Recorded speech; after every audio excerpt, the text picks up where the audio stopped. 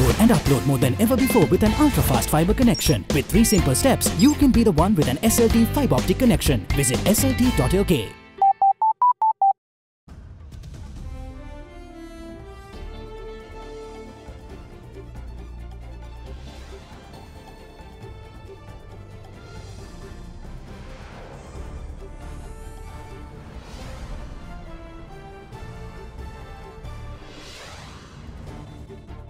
The blame game.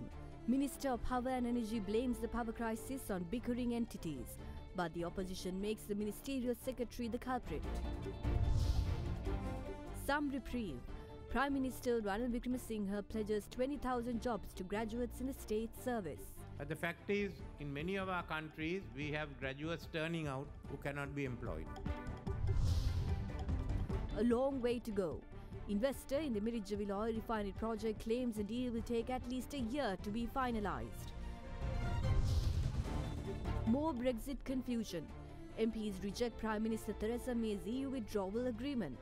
All this and much more coming your way this Friday, the 29th of March 2019. From AdaDerana, this is AdaDerana First at 9. Live from Studio 24 in Colombo.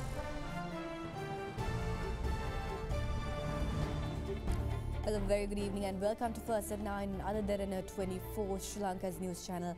I'm Katharina Chang. Now, yesterday, State Minister of Power and Renewable Energy Champika Premadasa told media to expect a statement from Cabinet Minister of Power and Energy Ravi Karunanayake over the prevailing power crisis. With the expenditure heads of the Ministry of Power, Energy and Business Development being taken up for debate today, Minister Karunanayake duly obliged and gave a breakdown of the country's power situation, highlighting misunderstanding between entities as a catalyst in the crisis. But the opposition had venomous words for the Secretary to the Ministry of Power and Energy as they saw him as the source of all troubles. Mr. BATAGODA, who is in the room, you better listen to this carefully. You should take the responsibility for the electricity crisis and the tender issue in the country. You ingratiate yourself with each minister with bribes. You did so with former Minister Ranjit Siambalapitiya by allocating him 4,000 jobs. Now you have the new minister in your pocket as you give him helicopters. Minister Ravi even travels to Kerawalapitiya from Colombo by chopper. BATAGODA rejected Sampur and LNG power plants and created a new tender according to the needs of PUCSL. This was prepared by the Ministerial Secretary and everyone else as per the needs of the Prime Minister's office. BATAGODA wants to give this to a Chinese company, and Minister Ravi presented a cabinet paper seeking approval to hand Kerawalapitiya over to a Chinese company. When a local company is able to provide a unit of power for 14 rupees and 98 cents, they are ready to accept a Chinese company's price of 15 rupees and 97 cents per unit. Eventually, this incurs a 90 billion rupee loss to the government. If you call this tender to get emergency power and fail to follow through, what is the use of your government?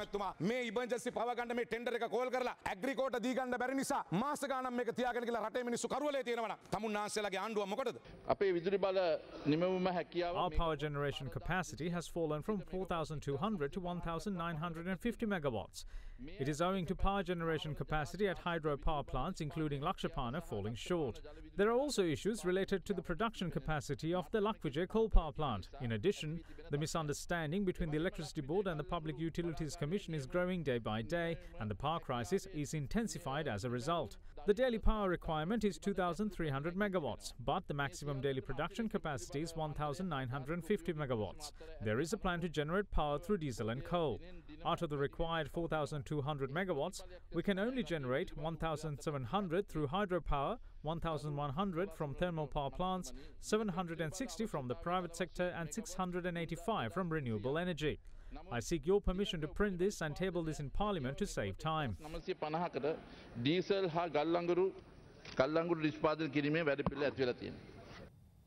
The National Water Supply and Drainage Board announced a water cut today that is set to be implemented tomorrow.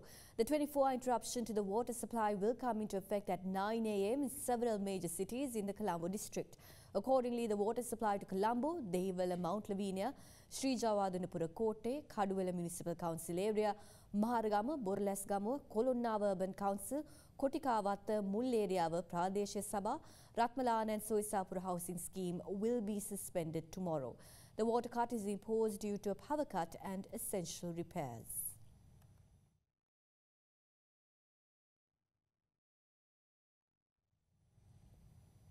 Now, amidst a power crisis in the country brought on by lack of adequate rainfall, the accompanying heat in the pre-monsoon season has also become something of a concern.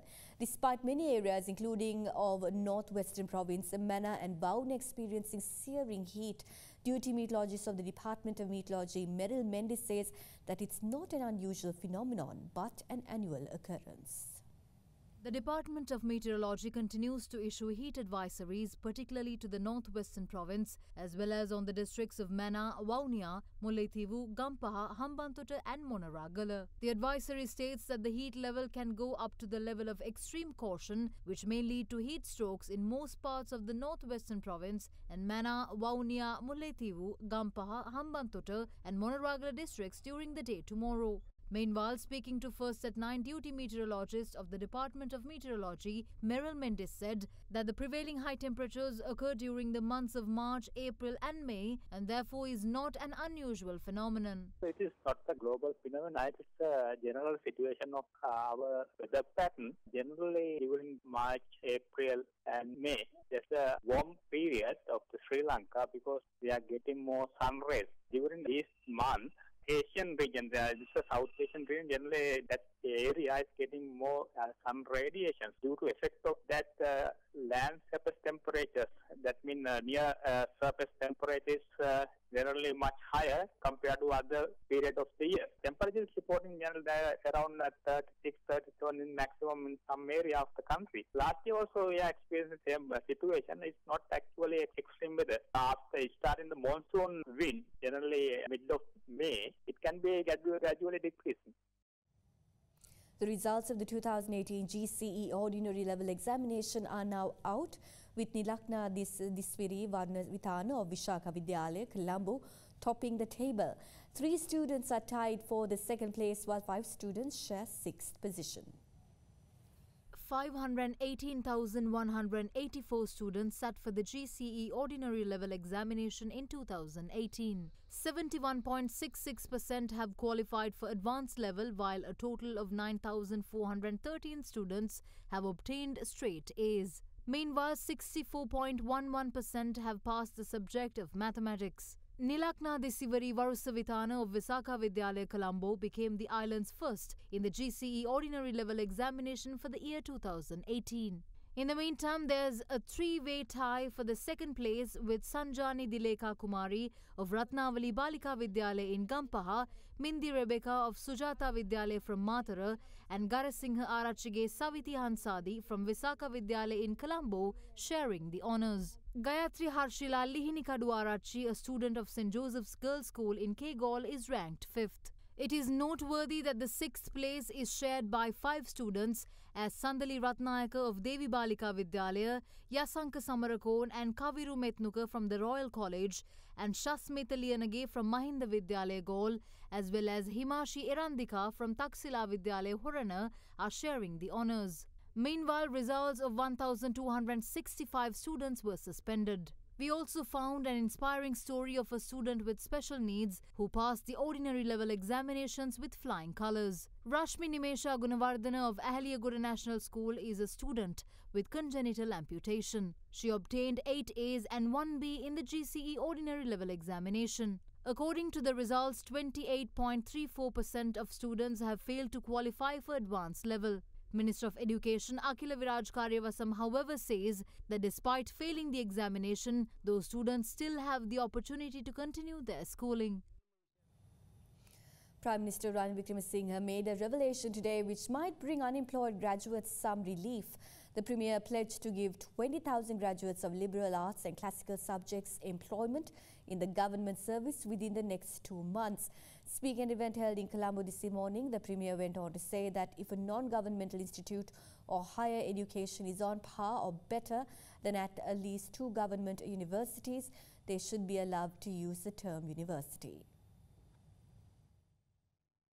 All we are interested in is also to ensure the same quality assurance is available in Sri Lanka. Universal access to secondary education, yes, we have reached out. But now we have to think of where do we go from here. Remember, a lot of our good students and a lot of our good researchers have all gone to the other part of the world. So how do we adapt to it? How do we change? Are there constraints on quality? Are we trying to assure quality at a lower standard? Or should we open out without in any way affecting the system of free education that we have here? But the fact is, in many of our countries, we have graduates turning out who cannot be employed. In the next 2 months, I am going to employ 20,000 graduates in the government service. Those who are in the liberal arts and the classical subjects. That's the number. Not only the university, but also the school system. Now we have changed the school system from what we have now on the British model to go to the Finnish model. 13 years of compulsory education and upper secondary vocational education. In Sri Lanka, I always wonder who should select the student. The student should apply to one central body. Why should the UGC select the student? If we do those changes, there will be far more progress that will be made.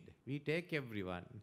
The school system, we put them in. So we'll start with that. Then we certainly must work on the qualitative side, but let's look at what is wrong inside. Secondly, how do the non-government institutions of higher education interact with the government? If a non-government institute of higher education is on par or better than at least 2 universities in the government system, shouldn't we allow them to use the word university? There any university that comes up and it is non-profit making. Profit making, you can look at it differently. I'm not asking for that. But for non-profit making institutions, sure, I think we have to treat them as public universities. And then look at how much more funding has to be given them. Dealings behind the much-talked-about Mirijavila oil refinery has been thrown into further befuddlement following a Reuters report yesterday revealing that it will take at least another year for the project assessment alone to be finalized. Its main investor, India's Accord Group, speaking to the media outlet on the $3.85 billion project, said it is yet to recruit partners and conduct an assessment of the plan's viability. According to the Reuters article published on its website yesterday, Chairman of India's Accord Group, S. Jagat Rakshagan, a former Indian government minister, has said that he submitted a preliminary proposal to the Sri Lankan government to invest in the project, but has not finalized any terms of the deal. He told Reuters over the phone from the southern Indian state of Tamil Nadu, quote, "The project assessment and financial viability assessment will take at least a year. We have not sorted out any of the equity partners for the projects, but are in talks with investors from many countries," unquote. When the Sri Lankan government made the announcement on the 19th of March, it said the oil refinery would be a joint venture between Oman's oil ministry and Accord, with the project being a $3.85 billion investment. A day later, Omani officials denied involvement in the project, but the Middle Eastern country's oil minister arrived in Sri Lanka 3 days later and said he was excited to inaugurate the project, though there was no indication of a firm deal in place. Reuters, which claims to have seen a Sri Lankan government document, says it showed the previously proposed deal would have a debt-to-equity ratio of 51:49 and said the Accord Group's Singapore entity Silver Park International Pte Limited would fund 70% of the equity, with Oman funding the rest.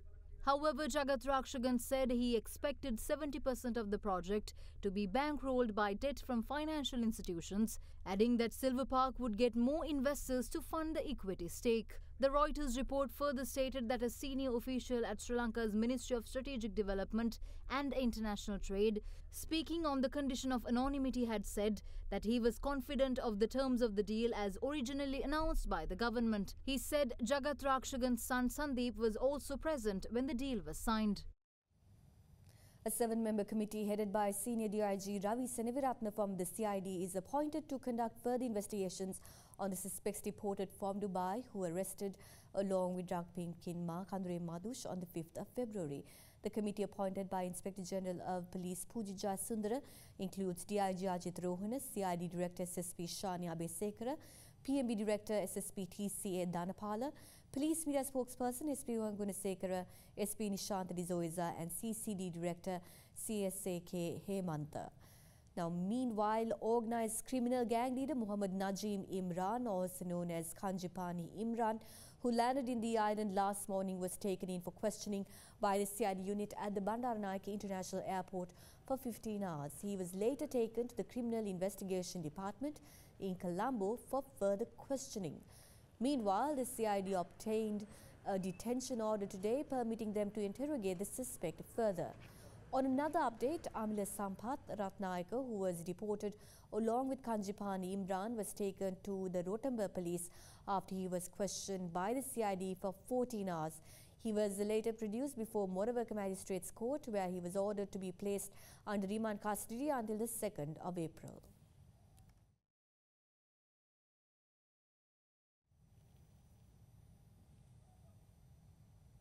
Veteran singer Angeline Gunatilaka passed away today. Family sources said she had been receiving medical treatment at the National Hospital in Colombo at the time of her death. Angeline Gunatilaka is the singer of a number of famous Sri Lankan songs and also served as a playback singer for various movies. Angeline Gunatilaka passed away at the age of 79.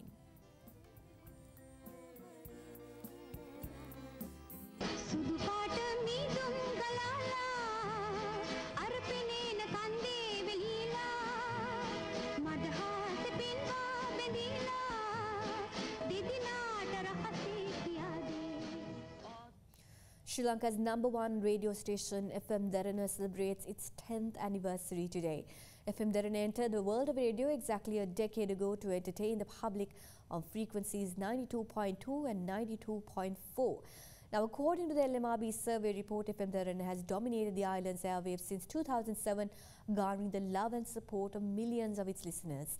In line with the 10th anniversary, FM Derana organized multi-religious events recently to celebrate its journey through the years. Derana Tax Show will take place today at Somavira Chandrasiri Ground in Piliyandala.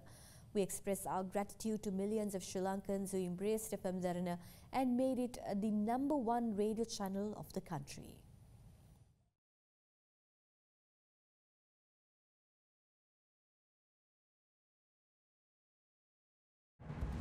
And with that, we cross over to short commercial break, so make sure you stay tuned for more local news on the other side.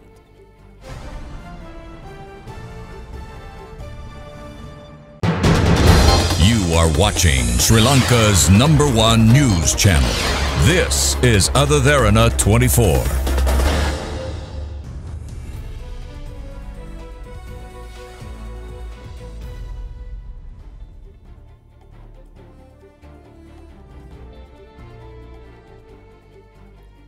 The Department of Census and Statistics says Sri Lanka's consumer price inflation rose to 4.3% in March this year compared to last year. The year-on-year inflation of food group for the month of March was -1.4%, and inflation rate for the month of February this year was also -1.4%. Meanwhile, the inflation for non-food group has increased from 6.4% in February to 6.7% in March. The contribution of non-food items was 4.7%. In the meantime, for the month of March in 2019, on year-to-year basis, contribution to inflation by food commodities was -0.42%.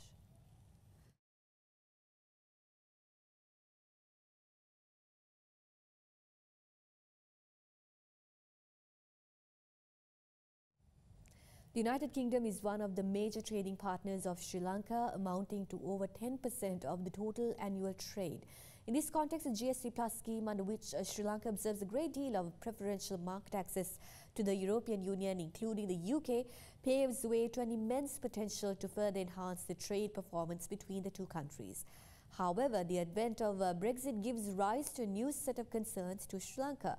Now, according to the International Trade Surveillance Report by Research Intelligence Unit, in association with the Sri Lankan High Commission in London, it is imperative to secure Sri Lanka's trade position with the UK.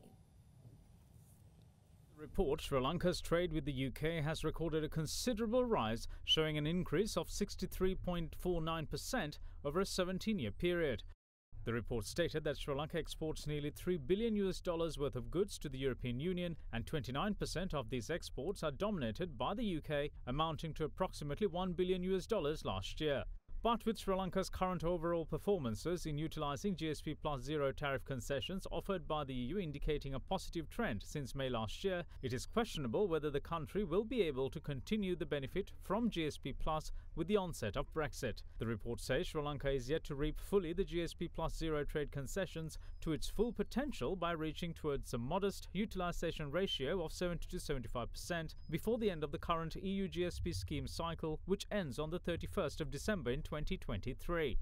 The report further states that one of the major obstacles that goes against realizing the fullest benefits by Sri Lanka is the rigidness of the existing rules of origin and complexities in making use of the specific rules of origin. The report, which talks about a post-Brexit situation, suggests that in a scenario of the UK leaving the EU with or without a trade deal, the main preoccupation of the government will be at least to secure the existing market access opportunities which Sri Lanka is currently enjoying under the EU GSP Plus scheme. The think tank, however, analyses that in view of the UK's long-standing favourable policies of trade and development with developing countries in the form of tariff and non-tariff concessions, it is highly unlikely that the UK will entirely terminate the EU GSP Plus scheme when it leaves the EU.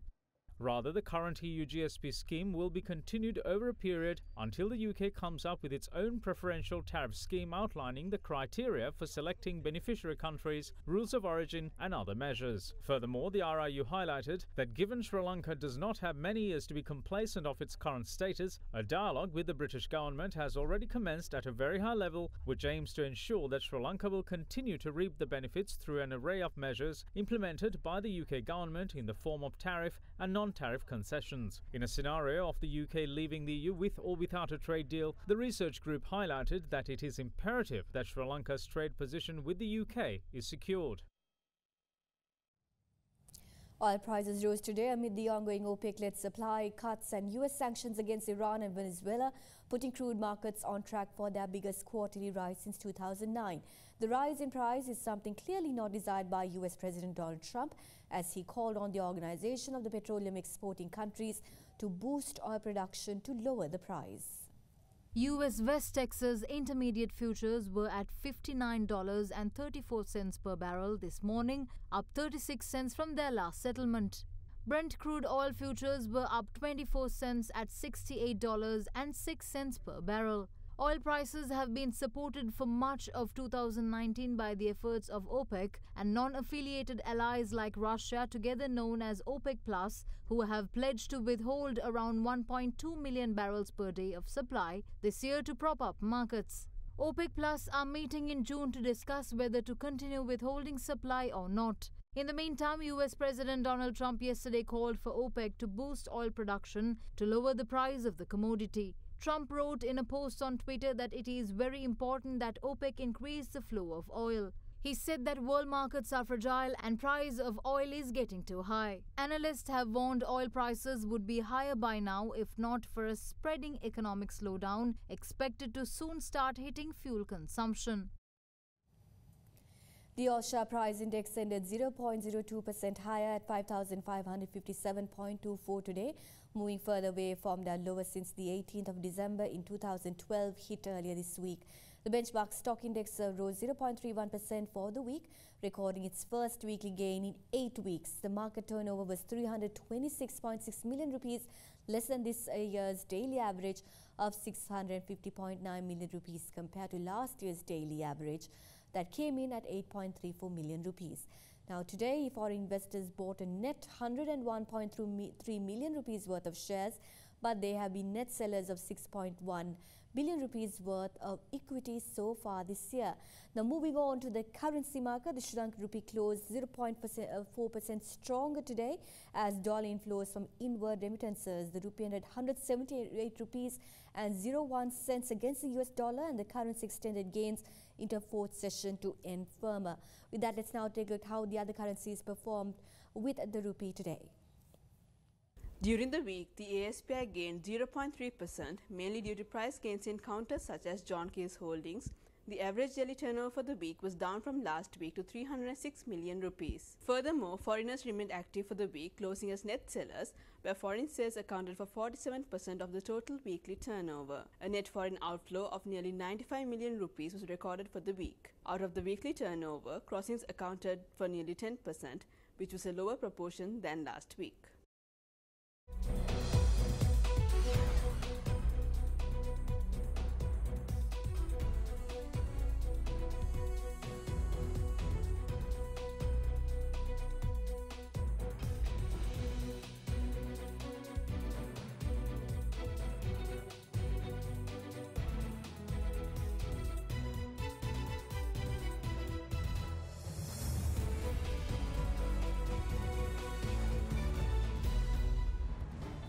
we have all the update on Brexit right after this commercial break, so make sure you stay tuned for that.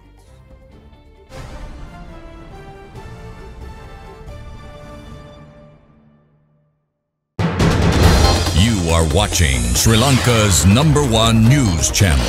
This is AdaDerana 24.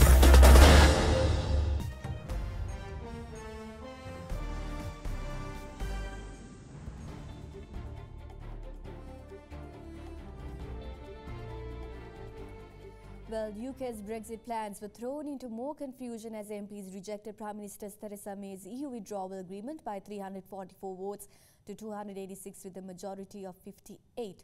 May said the vote would have grave implications and the legal default was that the UK would leave on the 12th of April. She said it meant there would not be enough time to get legislation through to avoid a no-deal Brexit. Labour leader Jeremy Corbyn called for her to resign and call an election. Responding to the vote, European Council President Donald Tusk tweeted that he decided to call European Council on the 10th of April in the view of the rejection of the withdrawal agreement by the House of Commons. The result of the vote means that UK has missed an EU deadline to secure an extension of the Brexit process and leave with a deal on the 22nd of May. Prime Minister May now has until the 12th of April to seek a long extension to the negotiation process to avoid a no-deal Brexit on that date. With a clear majority in the Commons against a no-deal Brexit and with MPs holding more votes on alternative plans on Monday, May said that the UK would have to find an alternative way forward. She added that it was almost certain to involve European Parliament elections in May. The Prime Minister said that the outcome was a matter of profound regret. Steve Barker, Deputy Chairman of the European Research Group of Brexiteer Conservatives, said it was time for May to quit.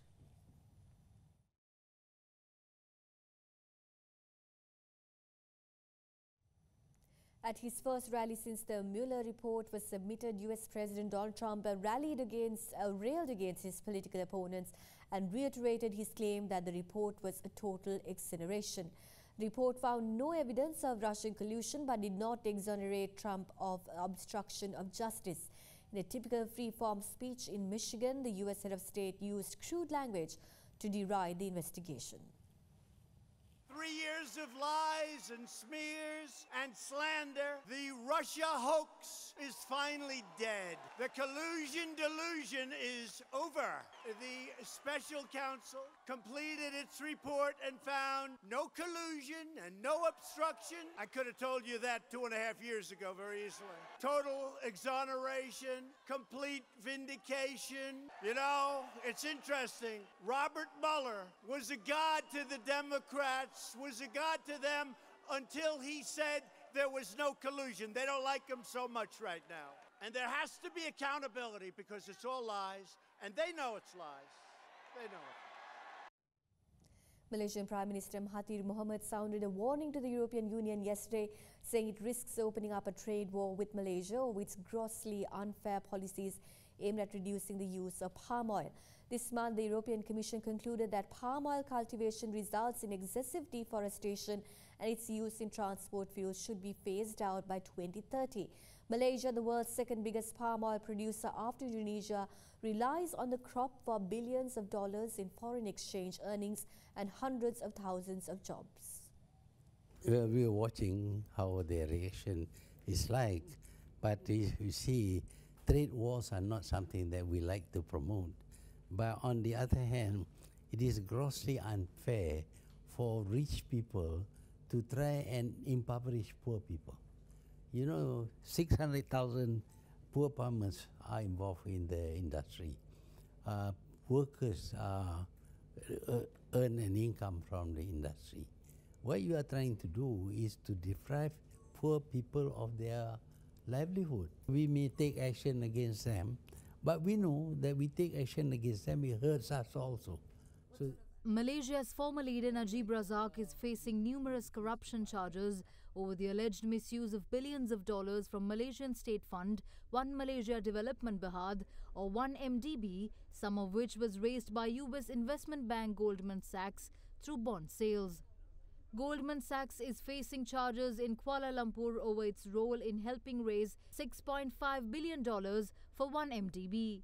Mahathir said Goldman could only do business in Malaysia if they pay what Malaysia is asking for, reiterating a figure of $7.5 billion given by the Finance Ministry. And with that, we conclude this edition of First at 9. Thank you for joining us and have a pleasant evening.